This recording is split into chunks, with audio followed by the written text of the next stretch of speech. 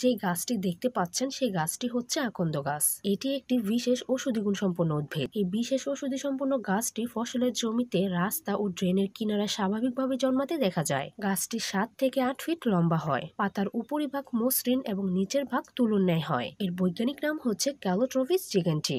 আকন্দ গাছের ফুল সাদা বা বেগুনি বর্ণের হয়। আকন্দের ব্যবহার্য অংশ হচ্ছে ফুল, পাতা, শিকড় ও আঠা। চুলের রোগ, ব্যথা ও বিষনাশে বেশ কার্যকরী। দেখুন, ডাল থেকে পাতা ভাঙার পর ঠিক এইরকম কষ বের হয়। ভাঙা স্থান থেকেও কিন্তু কষ বের হয়। এই কষ তুলোয় ভিজিয়ে দাঁত ব্যথায় লাগালে দাঁত ব্যথা দূর হয়। ফুলাজনিত কারণে কোনো স্থান ফুলে উঠলে আকন্দ পাতায় সরিষার তেল মেখে হালকা গরম করে ব্যথা স্থানে বেঁধে রাখলে বেশি উপকার পাওয়া যায়। শ্বাসকষ্ট ভালো করতে শিকড়ের ছাল গুঁড়ো করে ব্যবহার করা হয়। এছাড়াও আকন্দ পাতার সোজা দিকে ঘি মেখে ব্যথার জায়গায় বসিয়ে লবণের পুঁটলি দিয়ে ছেঁক দিলে উপকার পাওয়া যায়। এছাড়াও হজম শক্তি কমে গেলে 2 গ্রাম পরিমাণ শুকনো আকন্দ মূল গুঁড়ো করে খেলে ক্ষুধা বৃদ্ধি পায়।